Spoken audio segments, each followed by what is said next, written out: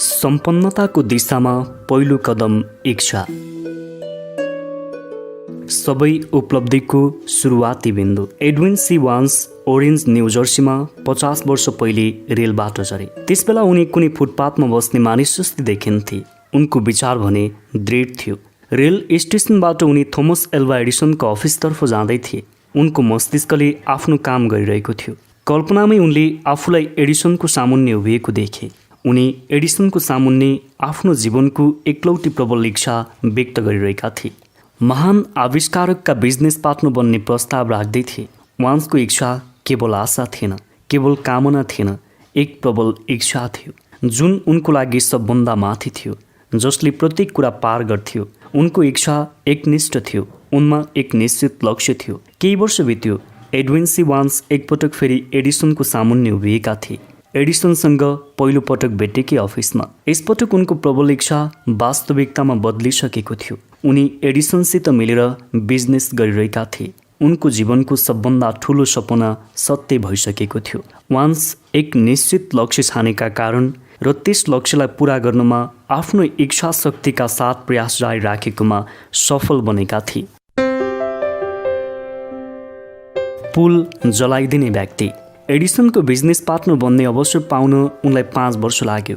Once बाहेक कर्मचारीले आफूहरू एडिसनको बिजनेसमा एउटा सानो भाग भएको सम्झन्थे। उनले भने आफ्नो मनमा काम सुरु गरेको पहिलो दिनदेखि नै प्रत्येक समय आफूलाई एडिसनको पार्टनर सम्झे। यो एकनिष्ठ इच्छा शक्तिको उल्लेखनीय उदाहरण हो।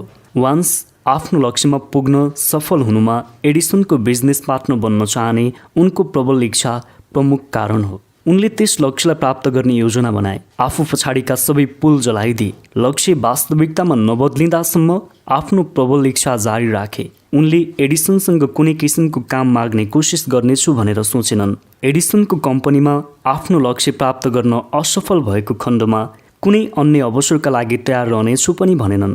उनले त यस संसारमा केवल एक चिज प्राप्त गर्ने सङ्कल्प गरे, त्यो थियो थोमस एल्वा एडिसनसित बिजनेस पार्टनरसिप गर्ने। सोही सङ्कल्प अनुसार उनले पूर्ण विश्वाससहित आफ्नो लक्ष्य प्राप्तिको लागि निरन्तर कोसिस गरिरहे। अन्तमा उनले चाहेको लक्ष्य पुरा भयो। सम्पन्नतातर्फ धकेल्ने खालको प्रेरणा। धेरै समय पहिला एक महान योद्धाको सामुन्ने एउटा जटिल परिस्थिति आयो। उसलाई युद्धमा आफ्नो सफलता सुनिश्चित गर्न आवश्यक पर्यो। ऊ आफ्नो सेनालाई शक्तिशाली सेनाको विरुद्ध पठाउन गइरहेको थियो। शत्रुको सैनिक सङ्ख्या धेरै थियो। उसले एउटा उपाय अपनायो। आफ्ना सैनिकलाई जहाजमा भर्यो। सेनासहित आफूले शत्रु देशमा समुद्रको यात्रा गर्यो। त्यहाँ पुगेर जहाजबाट सैनिक तथा गोला बारुद झार्यो। खाली जहाजलाई जलाउने आदेश दियो। युद्ध हुनुभन्दा पहिला सैनिकहरूलाई सम्बोधन गर्दै उसले भन्यो, तपाईहरूले जहाज जलाएको देख्नुभयो। यसको मतलब युद्ध नजितेसम्म हामी यहाँबाट फर्किने छैनौँ। अब हामीसित अरू कुनै पनि विकल्प छैन। या त हामीले जित्नेछौँ या त मर्नेछौँ। त्यस योद्धाको उपायले सैनिकहरू युद्ध जित्न सफल भए। जित्न चाहने प्रत्येक व्यक्तिले आफ्नो जहाज जलाउन तयार रहनुपर्छ। आफू पछि हटिन सक्ने सबै बाटो बन्द गर्न सक्नुपर्छ। बल्ल तपाईँले आफ्नो जित सुनिश्चित गर्न सक्नुहुनेछ। तपाईँको मस्तिष्कमा जित्ने प्रबल इच्छा बनिरहनेछ।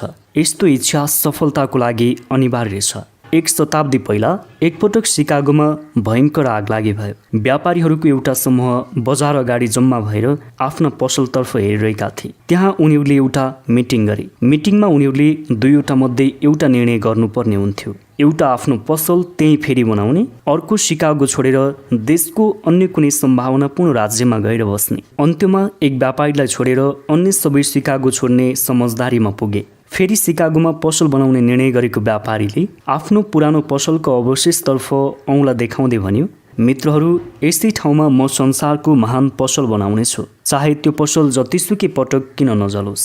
यो वाक्य 1 शताब्दी पहिला भनिएको थियो। पसल त्यही स्थानमा बन्यो। आज पनि त्यही उभिएको छ। प्रबल इच्छा शक्तिको यो प्रत्यक्ष प्रमाण हो। मार्शल फिल्डका लागि पनि आफ्ना साथी व्यापारी जस्तै सहर छोडेर जानु सजिलो बाटो थियो। आफूले रोजेको बाटो कठिन थियो। उनको भविष्य अन्धकारमय देखिरहेको थियो। बाँकी मानिसले बाटो बदले र आफूले सजिलो देखेको बाटोतर्फ गए। मार्शल फिल्ड र उनका साथी व्यापारीको बीचको अन्तरलाई राम्ररी बुझ्नु आवश्यक छ। यही हो त्यो अन्तर जुन सबै सफल र असफल मानिसको बीचमा हुन्छ। प्रत्येक धनको अर्थ बुझ्ने बेसको मानिसले धन चाहन्छन्, धन पक्कै आउँछ यदि धन प्राप्त गर्ने प्रबल इच्छा छ भने। यस्ता इच्छा जुन मन मस्तिष्कमा हावी हुन्छ मानसिक अवस्था बन्छ। धन प्राप्त गर्ने योजना बनाइन्छ। योजनामा दृढता तथा लगनले जुटिन्छ र असफलतालाई अस्वीकार गरिन्छ भने धन अवश्य आउँछ।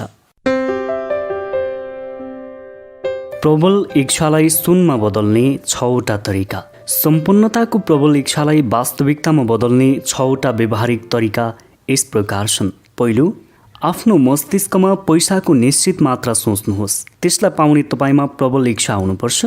केवल म प्रशस्त पैसा चाहन्छु भन्नु प्रबल इच्छा होइन। कुनै निश्चित रकम सोच्नुहोस्। यस निश्चित रकमको पछाडि एक मनोवैज्ञानिक कारण छ। आउने अध्यायमा यस बारेमा स्पष्ट पार्नेछु। दोस्रो, जति पैसाको तपाईँमा प्रबल इच्छा छ त्यसको बदलामा तपाईँ के दिन चाहनुहुन्छ भन्ने कुरा पक्का गर्नुहोस्। सत्य कुरा त यस संसारमा सित्तैमा केही पनि प्राप्त हुँदैन। तेस्रो, धन प्राप्त गर्ने एक निश्चित गति वा तारिक तोक्नुहोस्। चौथो, आफ्नो प्रबल इच्छालाई कसरी वास्तविक बनाउने भनेर एक निश्चित योजना तय गर्नुहोस्। त्यसपछि आफू तयार भए वा नभए पनि निरन्तर काममा लाग्नुहोस्। त्यस योजनालाई कार्यरूपमा ल्याउनुहोस्। पाँचौं, आफूले पाउन चाहेको पैसाको समयसीमा तोक्नुहोस्। त्यस धनराशिको बदलामा तपाईँ के दिन चाहनुहुन्छ त्यसको विवरण तयार गर्नुहोस्। धनराशि पाउन आफूले गर्ने कामको योजनाको स्पष्ट संक्षिप्त ब्यौरा लेख्नुहोस्। छैठौं, आफूले लेखेको ब्यौरालाई जोडसित दिनमा 2 पटक पढ्नुहोस्। एक पटक रातमा सुत्नु अघि र अर्को पटक बिहान उठ्ने बेलामा। त्यसलाई पढ्दै गर्दा आफूसँग अहिले त्यति पैसा भएको अनुभव र विश्वास गर्नुहोस्। के तपाईँ करोडपति बन्ने कल्पना गर्न सक्नुहुन्छ? माथिका निर्देशन केवल अज्ञानी व्यक्तिहरूलाई व्यवहारिक लाग्दैन। उनीहरूलाई मानव मस्तिष्कको काम गर्ने सिद्धान्तको बारेमा केही पनि थाहा हुँदैन। उनीहरूले यो जानकारी एन्ड्रयू कार्नेगीबाट प्राप्त भएको हो भनेर जान्नु आवश्यक छ। कार्नेगीले स्टिल मिलमा साधारण मजदुरको रूपमा आफ्नो काम सुरु गरेका थिए। उनले यसै सिद्धान्तको प्रयोगले 10 करोड डलर भन्दा धेरै सम्पत्ति कमाए। तपाईँको लागि अर्को एउटा कुरा जान्नु पनि महत्त्वपूर्ण छ। थोमस एल्वा एडिसनले माथि सुझाव दिएको 6वटा कदमलाई सावधानीपूर्वक विश्लेषण गरेका थिए। त्यसमा आफ्नो सहमतिको मोहर लगाएका थिए। यसमा उनको भनाइ थियो, यो सिद्धान्त सम्पत्ति कमाउनको लागि मात्र नभई कुनै पनि लक्ष्य प्राप्त गर्नको लागि अनिवार्य छ। यस सिद्धान्तमा कुनै कठिन मेहनतको आवश्यकता पर्दैन। यसले तपाईँसित कुनै बलिदान माग्दैन। तपाईँ मूर्ख वा अति विश्वासी बन्नुहोस् भन्ने चाहँदैन।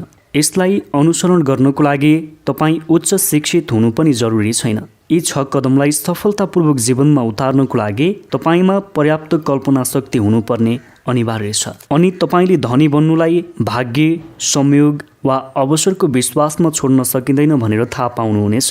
धेरै सम्पत्ति आर्जन गर्ने मानिसले सम्पत्ति पाउनुभन्दा पहिला प्रशस्त सपना देखेको छ भनेर प्रत्येक व्यक्तिले बुझ्नु आवश्यक छ। उसले पहिलेदेखि आशा सजाएको छ, प्रबल इच्छा र योजनाको सहारा लिएको छ। तपाईँ अर्को एउटा कुरा पनि जानिराख्नुहोस्, आफूमा धनी बन्ने प्रबल इच्छा नहुन्जेल र त्यसमाथि विश्वास नगरुन्जेल तपाईसँग प्रशस्त सम्पत्ति हुने छैन।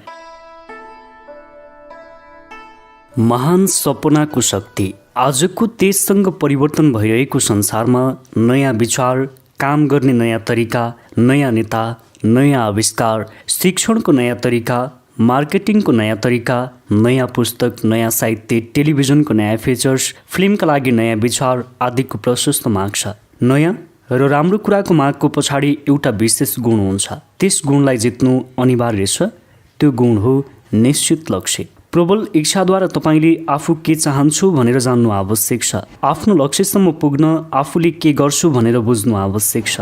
धन जम्मा गर्ने प्रबल इच्छासँगै हामीले अर्को कुरा पनि याद राख्नुपर्छ। संसारको सच्चा नेता सधैँ विचारको महान शक्तिलाई सहर, फ्याक्ट्री, हवाईजहाज, वाहन र सुख सुविधामा बदल्ने व्यक्ति रहे। सम्पन्न बन्ने योजना बनाउने समयमा तपाईँ आफूलाई सपना देख्ने व्यक्ति मात्रै नसम्झिनुहोस्। कसैले तपाईँलाई सपना देख्नु मूर्खता हो भन्न सक्छ। तपाईँलाई सम्झाउन चाहने त्यस्ता व्यक्तिको कुरामा नबोल्नुहोस्। संसारमा महान सफलता पाउनको लागि तपाईँले अतीतका सफल मानिसको सूत्र अनुसार चल्नु आवश्यक छ।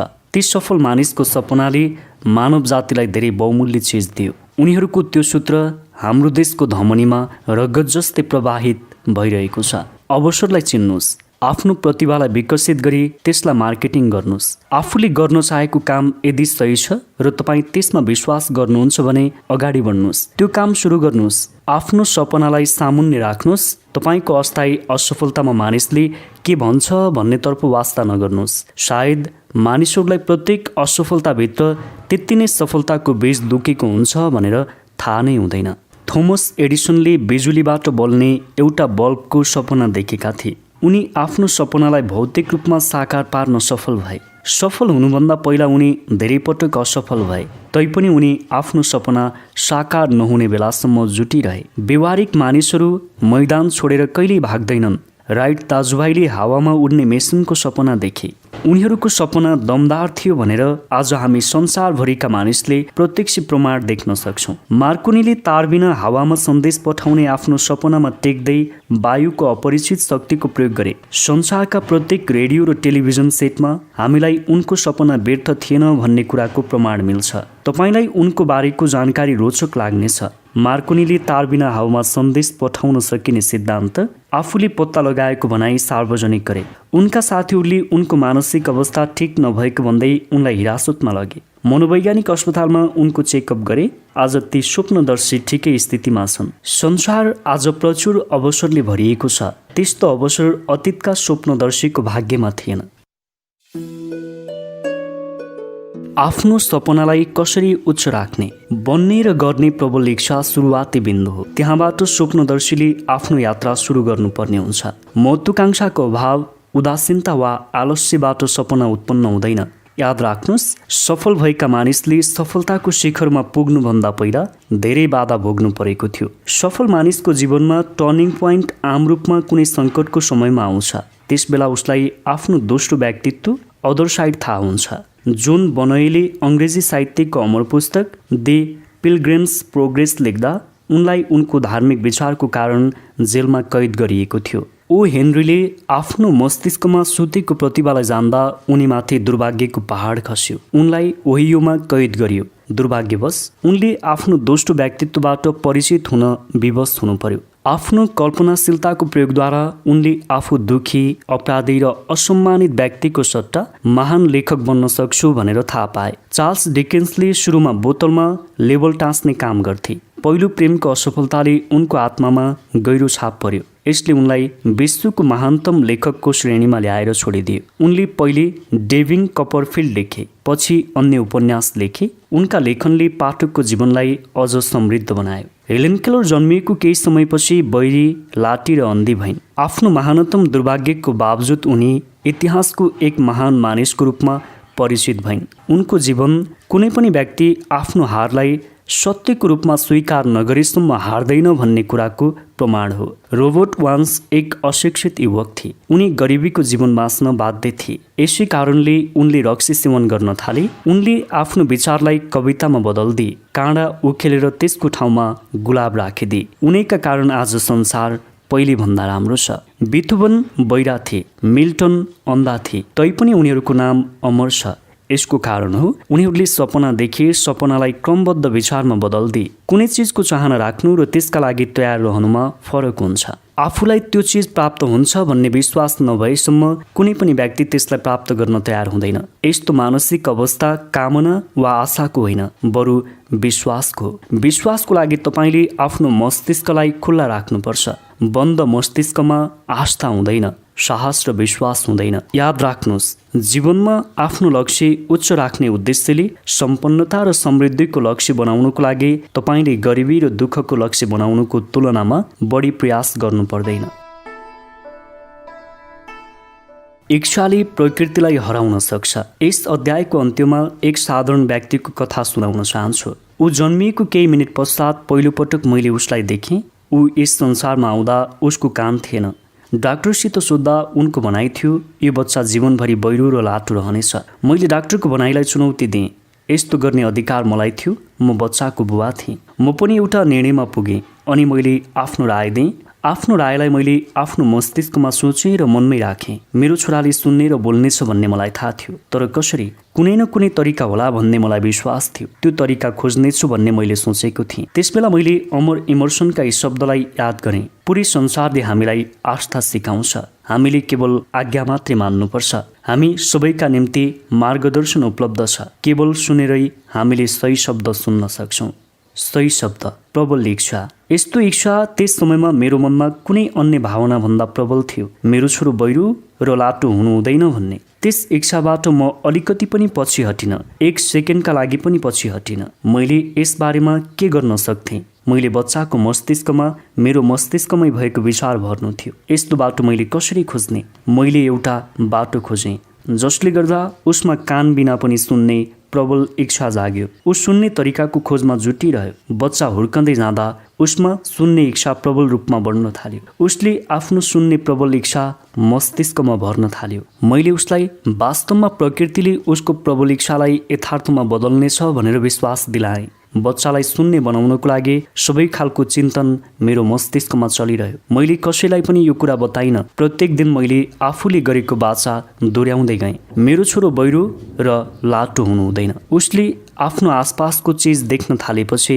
मैले उसमा थोरै सुन्ने शक्ति छ भन्ने थाहा पाएँ। बिस्तारै ऊ बोल्ने उमेरमा पुग्यो। त्यसबेला उसले बोल्ने कुनै कोसिस गरेन। उसको क्रियाकलापबाट ऊ केही आवाजलाई थोरै मात्र सुन्न सक्छ भन्ने थाहा हुन्थ्यो। मलाई यति कुरा मात्रै थाहा थियो, यदि उसले अलिकति पनि सुन्न सक्छ भने उसको सुन्ने क्षमता बढाउन सकिन्छ भन्ने मलाई विश्वास थियो। त्यही बेला एउटा घटना घट्यो। घटनापछि मलाई आशा पलायो। यो एक अनपेक्षित संयोग थियो। दुर्घटनाले जीवन बदलिदियो। एक दिन मैले एउटा रेकर्ड प्लेयर ल्याएँ। यसको सङ्गीत पहिलोपटक सुन्दा बच्चा खुसीले गदगद भयो। उसले त्यस मेसिनमाथि आफ्नो हैकम जमायो। एकपटक त रेकर्ड प्लेयरको सामुन्ने उभिएर रेकर्डलाई उसले 2 घन्टासम्म सुनिरह्यो। त्यसबेला उसको दाँत त्यस मेसिनको एक किनारामा जकडिएको थियो। उसको त्यस बानीको महत्त्व मैले केही वर्षसम्म थाहा पाइनँ। ध्वनिको बोन कन्डक्सनको सिद्धान्तको बारेमा थाहा भएपछि मैले यसबारेमा बुझेँ। रेकर्ड प्लेयरमाथि उसले आफ्नो हैकम जमाएको केही समय पश्चात मैले थाहा पाएँ, यदि मैले उसको टाउकोको तल हड्डीबाट आफ्नो ओठ लगाएर बोलेको खण्डमा उसले मेरो कुरा स्पष्ट सुन्न सक्छ। यो थाहा भए पश्चात मैले तत्काल उसको मस्तिष्कमा सुन्ने र बोल्ने इच्छालाई भर्न सुरु गरेँ। मैले छिट्टै नै बच्चाहरूलाई बेड टाइम कथामा मजा आउँछ भन्ने थाहा पाएँ। त्यसैले मैले एउटा कथा लेखेँ जसले उसलाई स्वावलम्बन, कल्पना शक्ति र सुन्ने तथा सामान्य बन्ने तीव्र इच्छा विकसित गर्ने सन्देश दिन सकोस्। मैले उसलाई एउटै कथामा जोड दिएँ। त्यही कथा मैले उसलाई पटक पटक नयाँ र नाटकीय तरिकामा बोल्दै सुनाइरहेँ। यस कथाद्वारा म उसको मस्तिष्कमा उसको शारीरिक स्थिति दुर्भाग्य होइन, बरु उसमा लुकेको बहुमूल्य सौभाग्य हो भन्ने विचारको चिज रोपिदिन चाहन्थेँ। वास्तवमा दर्शनले मलाई प्रत्येक दुर्भाग्यले आफ्नो साथमा सौभाग्यको बीज लिएर आउँछ भनेर सिकाएको छ। सत्य भनौँ भने त्यस बेला मलाई यो दुर्भाग्य कसरी सौभाग्य बन्न सक्छ भनेर अलिकति पनि अनुभव थिएन।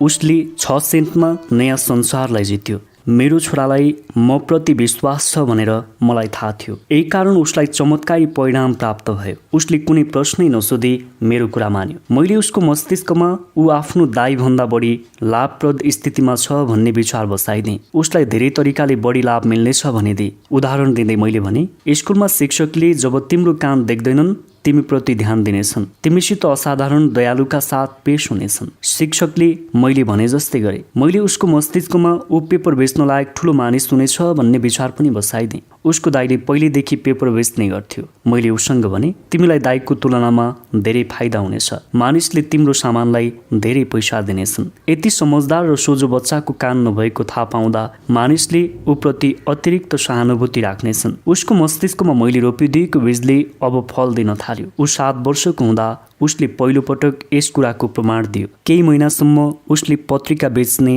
इच्छा गर्यो। अन्त्यमा ऊ एक कदम अगाडि बढ्यो।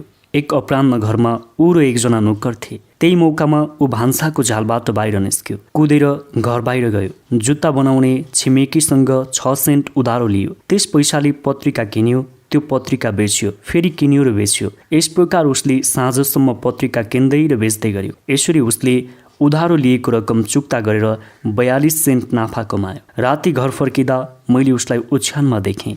ऊ गहिरो निद्रामा थियो। 42 सेन्ट उसको मुठीमा जकडिएको थियो। उसकी आमाले उसको मुट्ठी खोलिन्, सिक्का निकालिन् र रोइन्। आफ्नो छोराको पहिलो सफलतामा रुनु उचित थिएन। मेरो प्रतिक्रिया भने बिल्कुल फरक थियो। म खुलेर हाँसेँ। बच्चाको मस्तिष्कमा मैले आत्मविश्वास विकसित गर्ने प्रयास गरेको थिएँ। त्यसमा म सफल बनेको थिएँ। उसकी आमाले उसको पहिलो व्यावसायिक अभियानमा एक बहिरो बच्चा सडकमा गएर पैसा कमाउनको लागि आफ्नो ज्यान जोखिममा राखिरहेको देखिन्। मैले उसमा एक बहादुर, महत्वाकांक्षी र आत्मविश्वासी सानो व्यापारीलाई देखेँ, जसको आफूमाथि एकदमै विश्वास बढेको थियो। ऊ आफ्नै खुसीले व्यापारमा लागेको थियो।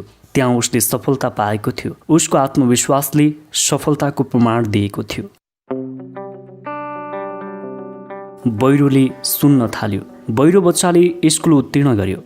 शिक्षकको भाषण नसुनिकनै कलेज पनि उत्तीर्ण गर्यो। ऊ उत्तीर्ण हुँदा शिक्षक उसको सामु जोडले चिच्याउँथे र रिजल्ट सुनाउँथे। ऊ बहिरा बच्चाको स्कुलमा पढ्न गएन। मैले उसलाई इसाराको भाषा सिकोस् भनेर कहिल्यै भनेन। उसले एक सामान्य जीवन बिताउनेछ र सामान्य बच्चासित रहनेछ भनेर मैले सङ्कल्प गरेको थिएँ। म यस निर्णयमा अडिरहेँ। यसका लागि उसको स्कुलको अधिकारीसित मैले धेरै बहस गरेँ। ऊ हाई स्कुलमा पढ्दाको कुरा हो। एकपटक मैले बिजुलीले चल्ने एक हियरिङ एडलाई प्रयोग गरेर हेरेँ। त्यसले उसलाई केही पनि फाइदा गरेन। कलेजमा उसको अन्तिम साता थियो। त्यसबेला एउटा घटना घट्यो। त्यो घटना उसको जीवनको सबभन्दा महत्त्वपूर्ण टर्निङ पोइन्ट प्रमाणित भयो। घटना संयोगले घटेको थियो। उसले बिजुलीको एउटा अर्को हियरिङ एड पायो। त्यो उसलाई ट्रायलका निमित्त पठाइएको थियो। ऊ हियरिङ एडलाई एकपटक फेरि परीक्षण गर्न तयार भयो। हियरिङ एडको मामिलामा ऊ पहिला पनि एकपटक निराश भएको थियो। उसले त्यस यन्त्रलाई उठायो, लापरवाही तरिकाले आफ्नो शिरमा राख्यो,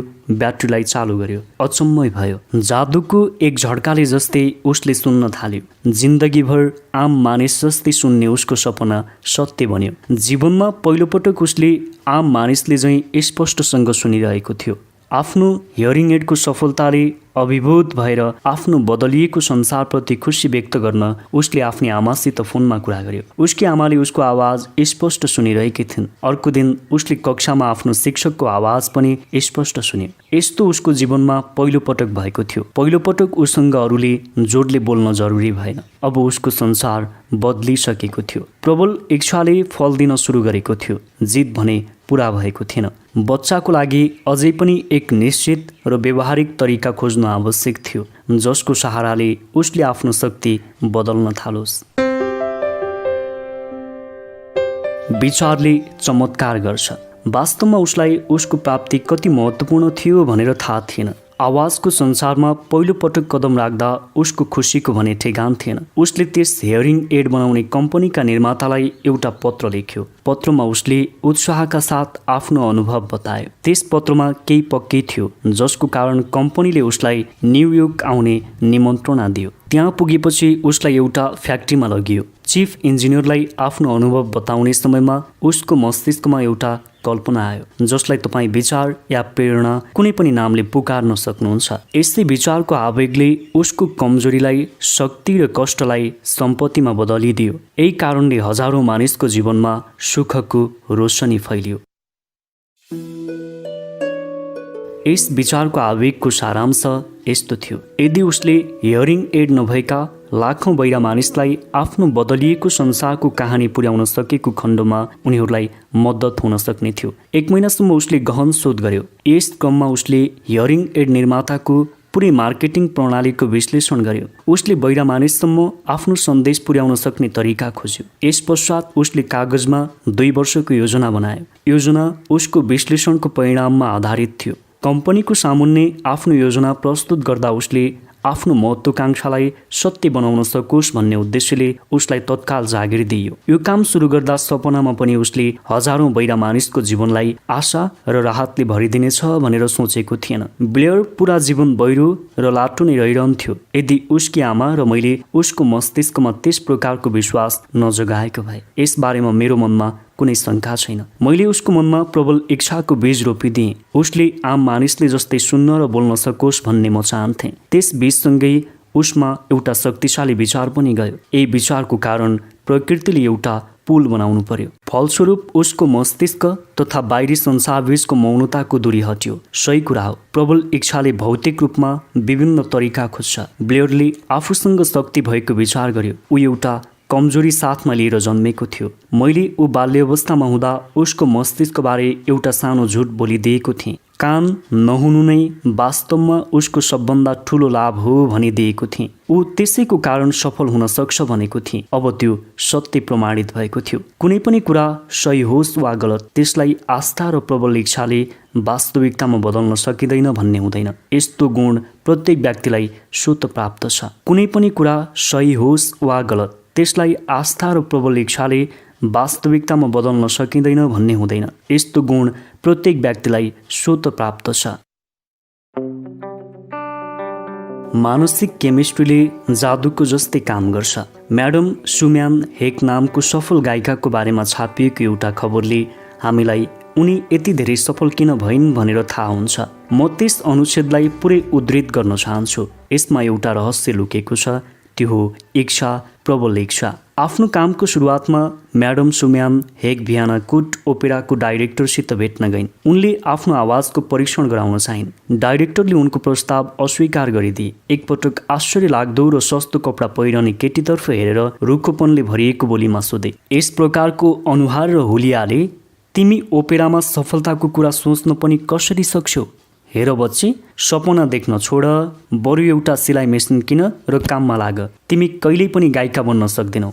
डाइरेक्टर गायनको बारेमा धेरै कुरा जान्दथे, इच्छा शक्तिको बारेमा भने एकदमै थोरै जान्दथे। इच्छा शक्ति हृदयभन्दा बढी भयो भने त्यो सफलतामा परिणत हुन सक्छ। यदि यस शक्तिको बारेमा उनले जानेको भए एक असल प्रतिभालाई चोट पुर्याउने गल्ती गर्दैनथे। केही वर्ष पहिला मेरो व्यापारमा सहयोग गर्ने एक सहयोगी बिरामी भए। उनको अवस्था दिनदिनै बिग्रँदै गयो। शल्यक्रियाका लागि उनले अस्पताल जानु पर्यो। डाक्टरले मलाई चेतावनी दिँदै उनको बाँच्ने अवस्था कम भएको बताए। यस्तो डाक्टरको विचार थियो, बिरामीको थिएन। बिरामीलाई अपरेसन थिएटरमा लगिँदै थियो। उनले बिस्तारै मसँग भने, चिन्ता नगर्नुहोस् चिप, म केही दिनमै अस्पतालबाट बाहिर आउनेछु। नर्सले बिस्तारै मतर्फ दयाभावले हेरिन्। पछि बिरामी राम्रो अवस्थामा बाहिर आए। डाक्टरको भनाइ थियो, उनी जीवित रहनुको एउटै कारण उनमा रहेको जीवित रहने प्रबल इच्छा हो। यदि मृत्युको सम्भावनालाई पूर्ण स्वीकार नगरिदिएको भए आज उनी जीवित हुने थिएनन्।